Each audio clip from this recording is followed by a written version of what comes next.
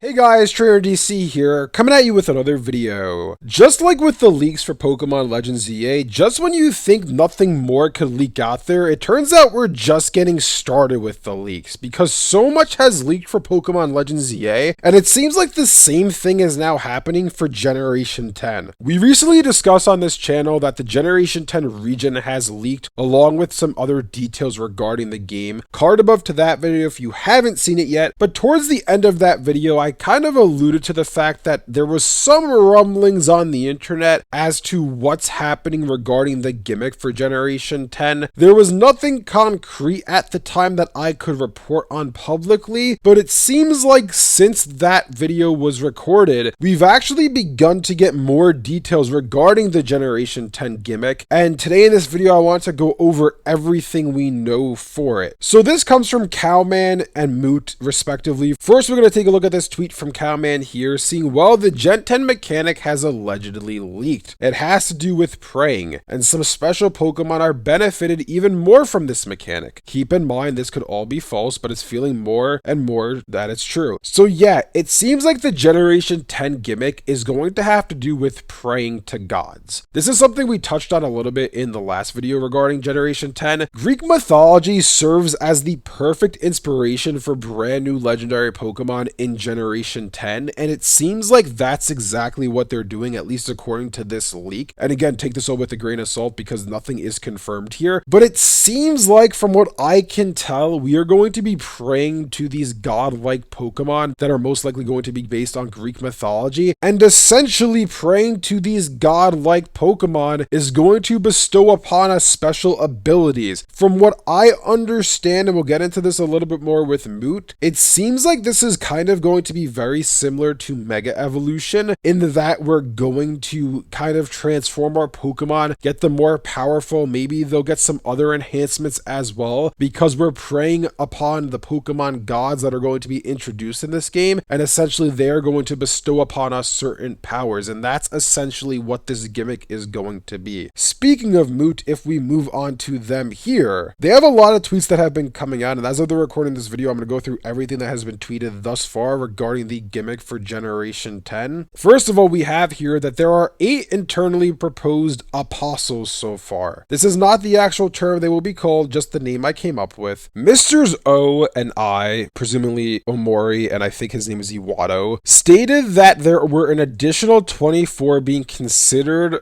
/ worked on, and that's a minimum apparently. The list was shared, so I'll probably post a couple a day from now on to be annoying. Okay, so they're going to post more of these quote-unquote apostle Pokemon. I'll be using hashtag Gaia to talk about the stuff I hear going forward. Then they have a bunch of stuff down here which no idea what any of this means, but it would seem from this tweet that apparently there's going to be 8 of these godlike Pokemon with potentially an additional 24 being considered and worked on. I don't know if this then means that we're going to get a total of 32 Greek god-inspired Pokemon that are legendaries. That seems rather high to me, so I think this is probably something else. I don't think this is necessarily going to be our Greek god-inspired legendary Pokemon. This is something else that is most likely going to tie into the mechanic. If we continue up, hashtag Gaia, to clarify, the first 8 are essentially finalized or locked in for the mechanic, you could say. They showed concept art of them. They noted how fans were critical of prior mechanics, didn't necessarily do much for their own regional dexes, and it was something they wanted to change, thus including that first new Mon. I don't exactly know what this means, honestly. I know fans, including myself, have been rather critical of the gimmicks that have come after Mega Evolutions. Like, Z moves to me were very forgettable. Gigantamax was a good mechanic gameplay wise, but from a design perspective and your Pokemon becoming huge, I wasn't in love with it per se. And Terastallization is quite frankly even more forgettable than Z moves were. Like, I barely have touched Terrastal because it is just that forgettable in my opinion. So it seems like, according to Mook, that Game Freak has heard this criticism and they are taking it into consideration when implementing this new gimmick for Generation 10. Again, this is very cryptic. We don't exactly know what most of this means, but that's what we have to go off of right now. Next tweet says, Gaia, with that said, it's not like everything has been decided. It's still possible that they can change stuff or scrap the whole thing, even if that's unlikely at this point. I would just say to this tweet here, Generation 10 is well over a year and a half away. Anything that gets leaked regarding it, whether it's from a credible source or not, is going to be from an earlier build of the game. Things can change along development. Something like the region being based on the Greek islands, that's not going to change. But these little details that we're going over today might very well be true, but they might be changed for the final build of the game, and that goes with any game. That goes for Legend ZA even. We continue on even further. There are undisclosed number of new regional mons among the gods as well. Okay, so here we go. This is something I was discussing in my last video regarding Generation 10. Again, if you haven't seen it, be sure to check it out. There was a card linked earlier in the video. It was stated in the discussions between the Game Freak team working on Generation 10 and the anime team that there were going to be a bunch of islands, right, in this archipelago, and essentially the environments of said islands were going to change certain Pokemon. And I was saying in that last video that maybe every single island we explore gets their own unique set of regional variants. So for example, we have Island A forms, we have Island B forms, Island C forms, just like we have Alolan forms, Hisuian forms, Galarian forms, etc. It seems like Moot is confirming this here, and it seems like these new regional Pokemon are going to be amongst the gods, he's saying. This again ties back into what I said in that last video, that maybe every single island is going to have a god watching over it, just like how we have the island guardians in the Tapus in Pokemon Sun and Moon. I think Moot's tweet here is essentially confirming what I said in that theory. Again, take this all with a grain of salt. We don't know if any of this is true, but Moot supposedly is a credible leaker. I do not know them personally. I have not seen their leaks personally in the past, but I have heard from other people that they are a credible leaker amongst the community. Next tweet we have is everyone can be a believer, but only the chosen can become the apostles. Oh, it's starting to get a little more clear now what he means by apostles. I got it now. This is all making sense. Basically, what he was referring to in the tweet below is that there are 8 apostles internally proposed, but there are an additional 24 that are being worked on. The apostles he's referring to here are the Pokemon that are going to get Mega Evolution treatments. They are not going to be the exact same as Mega Evolutions, but before when we were going over this tweet from Cowman over here, I said how we're going to be praying to the god Pokemon to basically bestow powers upon us that will cause us to change form, essentially having a Mega Evolution. And essentially what Moot is saying here is confirming this. There are going to be 8 apostles, meaning there are 8 Pokemon that will get a quote-unquote, let's give it a name. Let's give it a name. Let's call it apostilization. There are 8 Pokemon that are going to get apostilization forms. There are 24 more that are in development, meaning we are going to get 32 brand new apostilization forms, which are essentially going to be Mega Evolutions that are bestowed upon certain Pokemon from the god legendaries that are going to be introduced in this game. What he's saying here though is everyone can be a believer, meaning that every Pokemon can be affected by praying to these god legendaries, but only a select 32 of them can actually transform because of the praying. This is what our new gimmick is going to be. It sounds absolutely crazy. Me reading this all out loud and speaking to you guys, I'm aware how weird this sounds. It sounds very weird, but it fits in with the theme of Greek mythology. Basically, what our gimmick is going to be, according to these leaks, is we are going to have to pray to the god Pokemon that are going to be introduced in Generation 10. They're most likely going to be based upon the Greek gods, and 32 Pokemon can have what is a Mega Evolution-like transformation, kind of like Ultra Burst, if you will, called something different. Let's call it apostilization. And they will transform, they will gain new abilities, they will change their stats, they will gain new types, they will look different. However, every Pokemon can be affected by this gimmick, but only 32 of them will actually transform. Think of Dynamax to Gigantamax. Every Pokemon can Dynamax, but only a select amount of Pokemon have a Gigantamax form. That is exactly what they're doing here. Next up, a further list of potential apostles was discussed later on. Most of them were suggested by corporate partners, investors who happened to be at the presentation. You know that means Charizard is getting one. That's what that statement means there. Just asked the guy, and he said there were a few dozen mons brought up. The meeting was over 4 hours long. Unsurprisingly so, they are discussing which Pokemon should be getting this new apostilization form. Probably Charizard's getting one, just throwing that out there, but again, that's neither here nor there. For example, Gen 5 regional legends were an example when asked, must stress an example art not shown. doesn't really mean anything from this statement. They discuss Generation 5, Zekrom, Reshiram, and Kyurem getting an apostilization form. Will they? Will they not? Who knows? That would be really weird connecting Unova to Gaia. Actually, as I'm saying that